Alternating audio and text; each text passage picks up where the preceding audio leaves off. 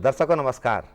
कल्याणी कार्यक्रम में आप और उनको स्वागत है, अभिनंदन है। दर्शकों आज हम बहुत ही खुश हैं, बहुत ही गिलेड हैं कैसे कि आज ये बात को खुलासा हो जाए है कि कल्याणी का राज का है, कौन असली कल्याणी है, कौन नकली कल्याणी है। तो दर्शकों हमारा जो कार्यक्रम किस विषय पर आधारित है ई के बारे में आपको जानकारी सोए दे हैं हमारी कल्याणी जी। कल्याणी जानकारी दो। दर्शकों आप सभी को कल्याणी का बहुत बहुत नमस्कार और आप सभी का स्वागत है हमारे कल्याणी कार्यक्रम में। और आज हमारे कल्याणी कार्यक्रम का विषय है तपेदिक और रक्तदान से संबंधित, और इसी विषय से संबंधित एक छोटी सी परिचर्चा भी हमने अपने कार्यक्रम में रखी है और इसके बारे में अब आपको बताएंगे हमारे प्यारे फिकर चंद जी।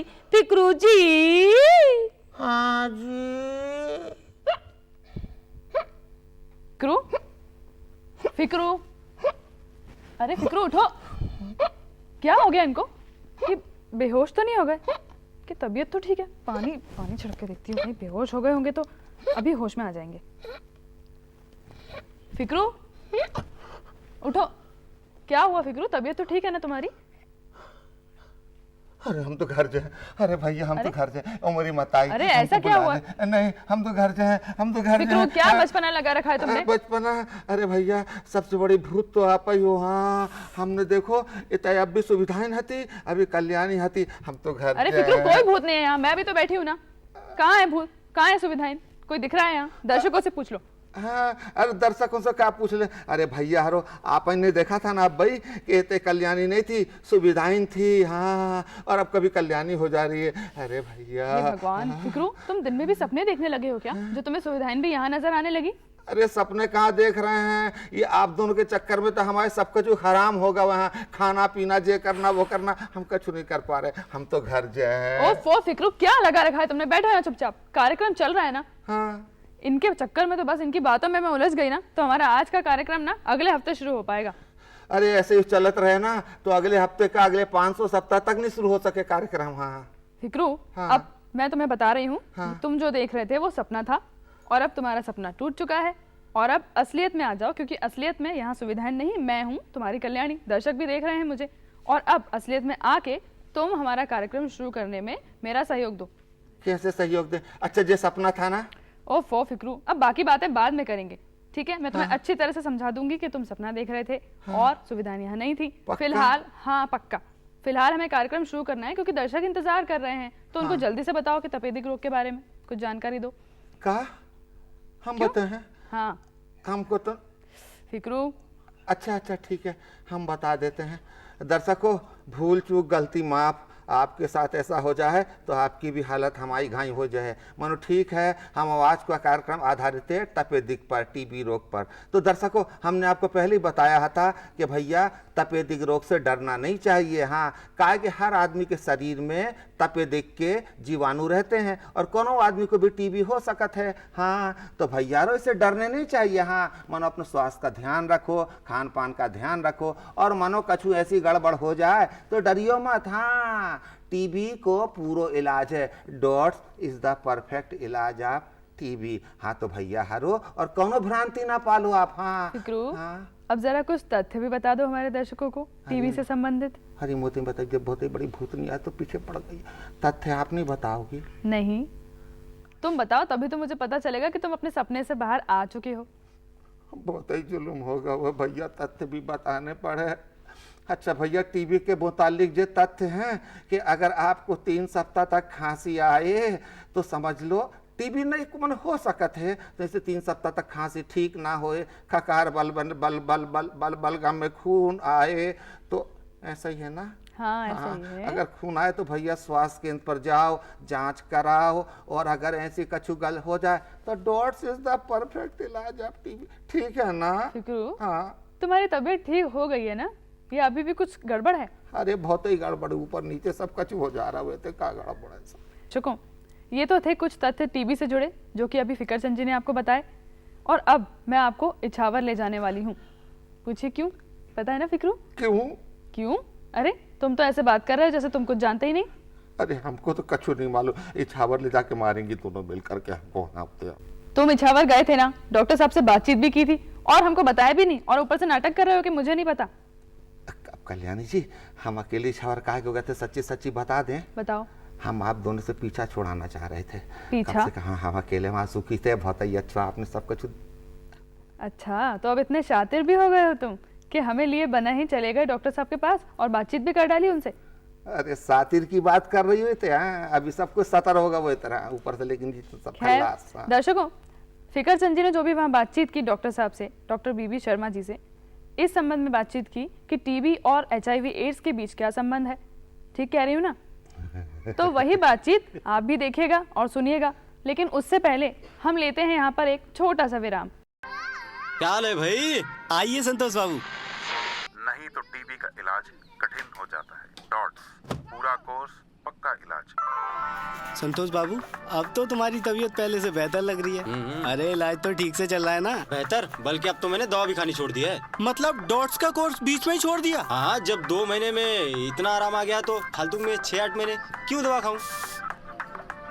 हाँ? हाँ? अबे ये स्विंग बनानी मुझे सिखानी पड़ेगी क्या? अब अधूरी छोड़ दी दाढ़ी, पूरी शक्ल का तो सत्यानाश कर दिया। कमाल है, शेप जैसी छोटी चीज की परवाह है, जिंदगी की परवाह नहीं। सुना नहीं क्या, रेडियो पर सारा दिन बताते हैं, इलाज अधूरा छोड़ा तो टीबी लाइलाज हो जाएगी। कल ही डॉट सेंटर चले जाना। कल नहीं, अभी। डॉट्स का कोर्स अधूरा ना छोड़ें। ये कोर्स 6 से 8 महीने लगातार चलता है। अधूरे इलाज से टीबी बिगड़ जाती है और इलाज कठिन हो जाता है। याद रहे, पूरा कोर्स, पक्का इलाज। दर्शकों, हम इतने आए हुए हैं इछावर तहसील के ग्राम सिराड़िया में, और इतने हम बातचीत करेंगे अपने दर्शकों से और हमारे डॉक्टर साहब। डॉक्टर साहब, क्या नाम है आपका? मैं डॉक्टर भारत भूषण शर्मा, खंड चिकित्सा अधिकारी इछावर हूँ। डॉक्टर भारत भूषण शर्मा, खंड चिकित्सा अधिकारी इछावर। तो दर्शकों, जैसा कि आप और उनको मालूम कि हमारे आज को कार्यक्रम के विषय टीबी, तपेदिक है ना, तो उससे लेकर के आपके मन में भी बहुत सी भ्रांतियाँ होंगी, आप और उन्हें भी जानना चाहोगे। और ज़बरदस्ती, हम तो वैसे बहुत ही एक्सपर्ट आदमी हैं, लेकिन हम क्या करें, हमारे संगे जब डॉक्टर साहब हैं तो हमारी एक्सपर्टी कछु नहीं चले। तो आप और उन्हें एक काम करो कि बारी बारी से अपना क्वेश्चन करो, मतलब प्रश्न करो, डॉक्टर साहब से अपनी शंकाओं का समाधान करो। और एक बात और सुन लो, आजकल हमको बहुत ही बुरे बुरे सपने आते हैं। हाँ, वो कैसे कि बगल में कल्याणी बैठी रहती तो हमें अपनी पत्नी दिखाई देती है, और कभी पत्नी बैठी रहती तो कल्याणी दिखाई देती। तो मामला बहुत ही गड़बड़ है, इसलिए हमसे कछु प्रश्न मत करना, उल्टो सीधे जवाब दे दूंगा मैं। तो इससे अच्छा है कि डॉक्टर साहब से अपनी शंका का समाधान करो। तो भैया, सबसे पहले कौन प्रश्न करेगा? हाँ, अरे आप बैठो पहले। वो कौन, राम लखन कहाँ भैया? आप ही हो राम लखन? हाँ sir, I am Ram Lakhan Dhakad. Sir, मैं ये जानना चाहता हूँ, क्या जिस व्यक्ति को टीबी क्या उसे भी एड्स हो सकता है? अगर किसी व्यक्ति को टीबी होती है तो उसको एड्स होने की संभावनाएं नहीं है, जब तक कि वो एड्स एक ऐसी बीमारी है जो कि 4 कारणों से होती है। उसमें पहला कारण है, यदि कोई व्यक्ति या कोई महिला या पुरुष किसी अन्य व्यक्ति, महिला पुरुष से संबंध स्थापित करता है या अप्राकृतिक यौन संबंध स्थापित करता है, तो उस व्यक्ति को एड्स होने की संभावना रहती है। दूसरा कारण एड्स की बीमारी के होने का ये है कि एड्स जो है ब्लड ट्रांसफ्यूजन, यानी कि खून चढ़ाने से, जब खून एक व्यक्ति से दूसरे व्यक्ति को दिया जाता है तो बिना जांच करे यदि खून चढ़ा दिया जाए तो एड्स होने की संभावना रहती है, एड्स हो सकता है।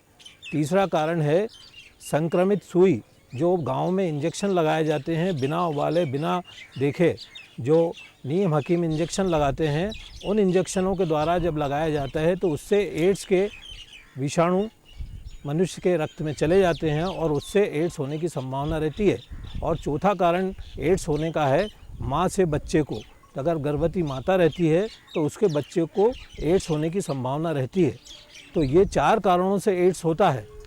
तो टीबी का मरीज यदि इन चीज़ों के संपर्क में आता है, ये चीज़ें करता है, तो उसको एड्स की बीमारी हो सकती है। सामान्यतः टीबी के मरीज को अगर ये काम नहीं करता है तो एड्स नहीं होता है। तो राम लखन जी, पता चल गया कि अगर कोई टीबी का मरीज है और वो 4 सावधानी बरते तो उसको एड्स नहीं हो सकता। मैं बंसीलाल धाकड़, डॉक्टर साहब, एक प्रश्न करना चाहता हूँ। यदि कोई टीबी का मरीज हो तो उसमें HIV विषाणु के संभावनाएं कितनी है? अच्छा, तो आपका प्रश्न है कि यदि कोई टीबी का मरीज है तो उसको एचआईवी के संक्रमण की कितनी संभावना है, यही ना? हाँ डॉक्टर साहब। यदि कोई टीबी का मरीज है तो उसको एचआईवी की संभावना बिल्कुल नहीं है, तब तक कि वो ये 4 सावधानियां जो मैंने बताई पहले आपको, यदि वो 4 सावधानियां बरतता है तो उसे एचआईवी या एड्स रोग होने की बिल्कुल संभावना नहीं है। अजय, अपना प्रश्न बताइए क्या है? सर, मेरा नाम अजय। मैं ये जानना चाहता हूँ कि टीबी और एचआईवी संक्रमण में के बारे में क्या भ्रांति है? टीबी और एचआईवी के संक्रमण के बारे में क्या भ्रांतियां लोगों को सर?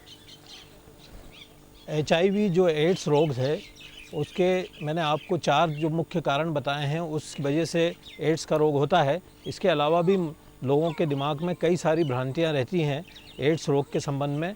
जैसे कि लोग कई बार ये सोचते हैं कि यदि किसी व्यक्ति को एड्स है और यदि उसको कोई मच्छर काटता है और दूसरे को वो मच्छर काट लेगा तो क्या उसको एड्स होने की संभावना रहती है?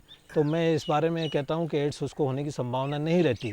दूसरा, यदि कोई दाढ़ी बनाने के लिए नाई के यहाँ जाता है और यदि कोई एड्स का रोगी है और यदि वो दाढ़ी बनवाता है किसी नाई के यहाँ और दूसरा व्यक्ति बनवाता है तो क्या उसको एड्स होने की संभावना रहती है? तो वो भी बहुत कम संभावना है, बिल्कुल नहीं रहती है। क्योंकि एड्स का जो एड्स का वायरस रहता है वो ज़्यादा समय तक बाहर रह नहीं पाता है और वो ख़त्म हो जाता है। इस कारण से ये बीमारियां जो हैं, ये 4 जो मैंने कारण आपको बताए एड्स होने के, पहला कारण अप्राकृतिक यौन संबंध और एक से अधिक स्त्री अथवा पुरुष से यौन संबंध स्थापित करने से होता है। दूसरा, ब्लड ट्रांसफ्यूजन से होता है, खून चढ़ाने से होता है बिना जांच करे। तीसरा होता है संक्रमित सुई लगने से। और चौथा होता है माँ से बच्चों को, यदि किसी माँ को एड्स की बीमारी है तो उसके बच्चों को एड्स की बीमारी हो सकती है, होने की संभावना रहती है। गर्भवती माता से उसके बच्चे को होती है।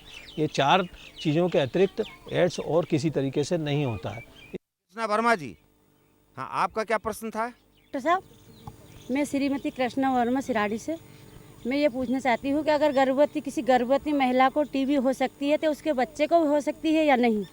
हाँ, ये पूछ रहे कि यदि किसी गर्भवती महिला को टीबी है तो क्या उससे होने वाले बच्चों को भी टीबी हो सकता है कि नहीं हो सकता है? उसकी संभावना बहुत कम है।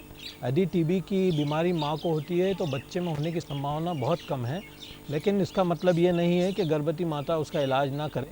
उसका इलाज होता है, जैसा कि अभी बताया कि टीबी का इलाज डॉट थेरेपी से होता है। डॉट मतलब डायरेक्ट ऑब्जर्वेशन थेरेपी, मतलब ये कि मरीज को आँखों के सामने दवाई खिलाई जाती है। ये दवाई के रेपर हैं, ये ध्यान से देखें आप। इसमें दवाई, टीबी की दवाइयाँ हैं, ये आँखों के सामने दी जाती है मरीज को और 6 महीने का कोर्स रहता है। यदि उस माता को टीबी की बीमारी है तो वो टीबी का इलाज करेगी तो वो ठीक हो जाएगी। टीबी की बीमारी का इलाज के लिए सामुदायिक स्वास्थ्य केंद्र निछावर में ये दवाएं उपलब्ध हैं। ये टीबी का दवाई है और इसको खिलाने से 6 महीने तक यदि अपन खिलाते हैं तो उससे टीबी ठीक हो जाती है। दर्शकों, अब हम आ जाए आपके सामने। देखिए, हमने अपने डॉक्टर साहब से बातचीत करी, गांव में इतने लोगों से बातचीत करी, परिचर्चा करी, टीबी और एड्स से संबंधित सारी जानकारी ली। आपको भी जानकारी मिल गई हुई है। तो अब हम इतने उपस्थित होते हैं। नमस्कार। तो दर्शकों, देखा आपने डॉक्टर साहब से कितनी बढ़िया बातचीत हुई फिकरचंद जी के साथ, और डॉक्टर साहब ने कितनी अच्छी तरह से स्पष्ट भी कर दिया कि एचआईवी एड्स और टीबी के बीच क्या संबंध है और इसकी रोकथाम किस तरह की जा सकती है। तो अब हम आगे बढ़ते हैं और आपसे मैंने कहा था कि परिचर्चा का हमने आयोजन किया है, हमारे स्टूडियो में कुछ लोगों को बुलाया है, छात्र छात्राओं को स्कूल व कॉलेज से। तो अब हम वही परिचर्चा शुरू करेंगे, है ना फिक्रू? ये कौन सी परिचर्चा? कौन सी परिचर्चा? ओफो, तुम्हारा ध्यान कहाँ रहता है? तुम्हें पता नहीं कौन सी परिचर्चा? तुम यहाँ रहोगे तभी समझ में आएगा ना। शुरू में क्या कहा था मैंने, सुना नहीं तुमने? अरे हाँ, वो आपने जो कही थी ना, कछु लघु परिचर्चा। कल्याण, एक शंका हो रही है। अब क्या शंका है? लघु परिचर्चा शंका, ऐसा कछु लघु परिचर्चा शंका कछु संबंध है? अब तो कहीं सुविधाएं बीच में नहीं आई ना? नहीं, कछु शंका आ गई। अच्छा चलो, आप परिचर्चा शुरू करो। ओफो, कभी इनकी सुविधाएं को लेकर शंका हो जाती है, कभी कल्याणी को लेकर, और अब न जाने क्या शंका है। हमेशा परेशान करते रहते हैं, कार्यक्रम शुरू ही नहीं करने देते। खैर, इनमें मैं उलझी रही ना तो हो चुका कार्यक्रम। तो इनसे बात करना तो एकदम बेकार है। मैं आपको ही बता देती हूँ कि आज हमने हमारे स्टूडियो में एक लघु परिचर्चा का आयोजन किया है, जिसका विषय है कि क्या रक्तदान करने के बाद शरीर में खून की कमी हो जाती है या नहीं होती। इसी पर एक परिचर्चा है जिसके लिए हमने कुछ लोगों को बुलवाया है स्कूल और कॉलेजों से। ये सब हमारे सामने उपस्थित हैं जो कि इस परिचर्चा का हिस्सा बनने आए हैं। तो हमारे साथ दर्शकों हैं अभी अभिषेक, जो कि एक छात्र हैं। इनसे हम जानने की कोशिश करते हैं कि ये क्या समझते हैं। अभिषेक, मुझे आप ये बताइए कि रक्तदान संबंधी कई प्रकार की भ्रांतियां लोगों में रहती हैं कि रक्त हमने दान कर दिया तो फिर कमी हो जाएगी हमारे शरीर में, और यही सोचकर कई लोग रक्तदान भी नहीं करते हैं। तो आपका क्या मानना है, वाकई में ऐसा ही है या रक्त की कमी नहीं होती है? ये बात आपने बिल्कुल सही कही है कि आज भी हमारे मन में इस तरह की भ्रांतियां हैं कि अगर हम रक्तदान करते हैं तो शरीर में रक्त की कमी होगी। लेकिन अगर हम वैज्ञानिक पहलू पे जाएं तो ये बिल्कुल गलत बात है।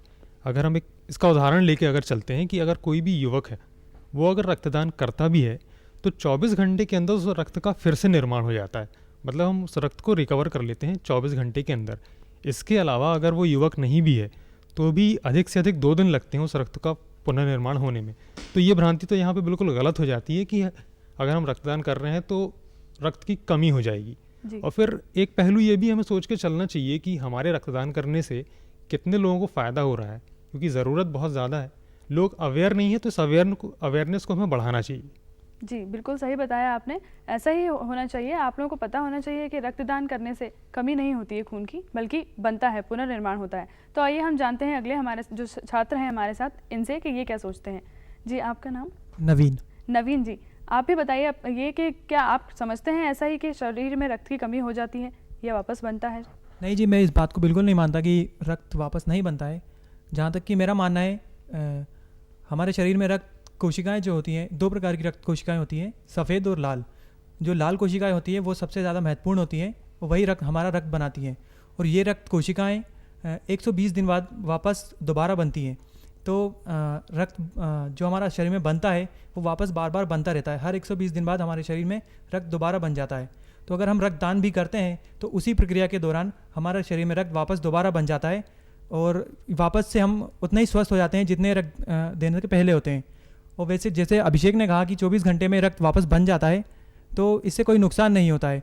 और जहाँ तक कि मैं आपको एक एग्जांपल भी देना चाहूँगा, उदाहरण देना चाहूँगा मेरी अपनी भाभी का, जो कि पिछले 1 महीने पहले वो लगभग करीब 2.5 महीने हॉस्पिटल में एडमिट रहीं और करीब 250 यूनिट उनको ब्लड चढ़ा। ये रक्तदान का ही फ़ायदा है कि आज वो बिल्कुल उतनी ही स्वस्थ हैं जितनी वो पहले थी। जी, तो आप भी यही मानते हैं कि रक्तदान बहुत बड़ा महादान है, इससे पीछे नहीं हटना चाहिए? बिल्कुल सभी के लिए और मेरे लिए तो अब बहुत बड़ा महादान है। जी, तो हम जानते हैं आपसे भी कि आप क्या इस बारे में सोचते हैं। आपको ऐसा लगता है कि रक्तदान करने के बाद शरीर में रक्त की कमी हो जाती है? मेरा नाम अंकुर अग्रवाल है। जहाँ तक पुराने लोगों को सोचना है, और आजकल कुछ लोग सोचते हैं जिनको नॉलेज नहीं है कि रक्तदान देने से शरीर की कमी हो जाती है, या वो सोचते हैं कि कमजोरी हो जाती है, जबकि ऐसा कुछ भी नहीं है। जैसे मेरे साथी ने बताया कि 120 दिन में 2 रक्त रहते हैं, कोशिका रहती है जिनसे रिकवर हो जाता है रक्त, और ना कोई बीमारी होती है। जी हाँ जी, और इसके बारे में आप और क्या सोचते हैं, क्या लोगों को रक्तदान करना चाहिए? लोगों को रक्तदान जरूर करना चाहिए। रक्तदान एक दान नहीं, एक महादान है, जिससे हम लोगों की जान बचा सकते हैं। जी हाँ, 1 मिनट बहुत कीमती होता है। उस 1 मिनट में यदि रक्त मिल जाए तो रोगी की जान बचाई जा सकती है। फिक्रू, तुम कुछ पूछना चाहते हो? तुम भी पूछ सकते हो। कल्याण जी, पहले ऐसा ना कि हम अपने जो 2 युवा साथी की भी राय जान लें, उसके बाद हम फिर इनसे कछु बातचीत करें। हाँ, अच्छा, उसके बाद फिर तुम अपनी भ्रांति लेकर आओगे? कल्याण जी, भ्रांति नहीं लाएंगे, तो फिर हम आज क्रांति लाएंगे। क्रांति लाओगे? चलो, कुछ तो नया करोगे। खैर दर्शकों, इनकी क्रांति तो बाद में आती रहेगी। फिलहाल हम आगे बढ़ते हैं, अपनी परिचर्चा को बढ़ाते हैं और इनसे भी जानते हैं कि ये क्या सोचती हैं। जी, आपका नाम? विजेता सिंह राठौर। विजेता सिंह राठौर जी, आप भी हमें इस बारे में कुछ बताइए, आपका क्या सोचना है? क्या रक्तदान से वाकई में शरीर में रक्त की कमी हो जाती है? मेरा मानना भी यही है कि ब्लड डोनेट करने से बॉडी में ब्लड की कोई भी लॉस नहीं होता है, बल्कि अगर हम ब्लड डोनेट करने के बाद हेल्दी डाइट लेते हैं, प्रॉपर डाइट लेते हैं, तो ब्लड जो है वो रिकवर करता है और पुराना ब्लड ख़त्म होता है, नया ब्लड बनता है। नए ब्लड से जो है बॉडी में एनर्जी भी बहुत आती है, हम अच्छी तरह से फिर वर्क कर सकते हैं। मतलब जब नया रक्त बनता है तो और भी एनर्जी भी बहुत मिलती है। जी, बिल्कुल सही कहा आपने। अब आपसे भी मैं जानना चाहूँगी, आप क्या सोचते हैं इसके बारे में? मैं भी इन सभी बातों से सहमत हूँ। हमें रक्तदान करना चाहिए, लेकिन कुछ लोगों ने रक्तदान को व्यापार के रूप में लेना शुरू कर दिया है। हमें इस तरह की चीज़ों से बचना चाहिए और हमें ऐसे लोगों से भी बचना चाहिए ब्लड लेते समय जो लोग इसका व्यापार करते हैं। हाँ। और सबसे खास बात ये कि हमें ये भी ध्यान रखना चाहिए कि जो हम रक्त किसी व्यक्ति से ले रहे हैं वो दूषित ना हो, उसके सभी टेस्ट हो चुके हों, क्योंकि अगर वो रक्त दूषित हुआ तो वो रक्त दान नहीं होगा, नुकसान करेगा वो हमारे शरीर को। इसलिए हमें इस बात का विशेष ध्यान रखना चाहिए। जी तो दर्शकों, मैं आपसे बाद में बात करती हूँ, पहले फिकर चंद जी कुछ पूछना चाह रहे हैं, आप पूछ सकते हैं फिकर चंद जी। हमने कही थी ना कल्याणी जी, क्रांति लाएंगे। क्रांति लाएंगे। हाँ। तो जैसा भाई हमारे जो युवा साथी उन्होंने ये बात मान ली कि भैया रक्तदान महादान और रक्तदान करने से शरीर में खून की कमी नहीं होती है। माने एक बात है भैया कि रक्तदान करने या रक्त चढ़ाने के लिए उसके पहले कौन कौन सी सावधानियां सोई बरतनी चाहिए, ये बहुत ही महत्वपूर्ण सवाल है। तो आप और उनको जवाब दे सका तो के बारे में? हाँ जी। हाँ, तो आप ही जवाब दो कि भैया कौन कौन सी सावधानी बरतनी चाहिए रक्त चढ़ाने के पहले और रक्तदान करने के पहले। अच्छा फिक्रू, एक बात तो साफ हो गई है कि अब तुम्हारा सपना पूरी तरह से टूट चुका है। नहीं कल्याणी जी, ये सपना तो अभी भी खोपड़िया में सोई पकड़ा हुआ है। हाँ। अच्छा, मतलब अभी भी तुम वही सोच रहे हो। हाँ। खैर, हम परिचर्चा जारी रखते हैं, वरना फिर से सोचने लग जाएंगे हमारे फिकर चंद जी। तो हाँ जी, मैं बताना चाहूँगा, रक्तदान करने से पहले और रक्त लेने से पहले हमें कुछ सावधानियां बरतना बहुत ज़रूरी है। रक्त में जो जितने भी टेस्ट होते हैं वो सभी टेस्ट हमें आज करवा लेना चाहिए, क्योंकि अभी कुछ ऐसी बीमारियां हैं जो ब्लड के द्वारा ट्रांसफ़र हो जाती हैं, जैसे HIV है और भी दूसरी बीमारियां हैं जो ट्रांसफ़र होती हैं। इनसे बचने के लिए और जो हम नेडल्स यूज़ करते हैं वो भी हमेशा नई नेडल यूज़ करना चाहिए। कुछ लोग बोलते हैं कि उसको बॉयल करके यूज़ कर लेना चाहिए, लेकिन मैं तो यही मानता हूँ कि अब हमको नई नेडल ही यूज़ करना चाहिए। हाँ, तो मतलब ये बात है कि जे नवीन जी ने ये बात स्पष्ट कर दी, साफ कर दी कि इनको भी पूरी जानकारी है कि रक्तदान करने के पहले या रक्त चढ़ाने के पहले वो HIV की जांच और वो क्या बोलते हैं हेपेटाइटिस काय की जांच है ना, पूरी की जांच करा लो, फिर वो कहलाते हैं शुद्ध रक्त। और अगर मानो कोई बीमार है तो वो बीमारी के समय अपनो रक्तदान ना करे, स्वस्थ हो जाए तो फिर दान करे। तो कल्याणी जी, एक बात है, ये थी क्रांति हमारे युवाओं में, और जैसी अगर युवाओं में जी क्रांति आ जाए तो हम समझत हैं कि ये बुआ देना दूर नैया कि ये युवा ही हमारे देश के स्वास्थ्य को बिल्कुल मजबूत आयाम सोई प्रदान करें। बिल्कुल सही कहा। तो दर्शकों, आपसे भी मैं यही उम्मीद करती हूँ कि अब आप कोई भ्रांति नहीं रखेंगे और यही समझेंगे कि रक्तदान देने से शरीर में रक्त की कमी बिल्कुल नहीं होती, बल्कि नया रक्त भी बनता है और शुद्ध बनता है। तो आप भी रक्तदान कीजिए, क्योंकि आपका रक्तदान किसी की जान बचा सकता है। तो फिक्रू चले। तो दर्शकों, फिर मिलेंगे अगले कार्यक्रम में इसी समय, तब तक के लिए नमस्कार।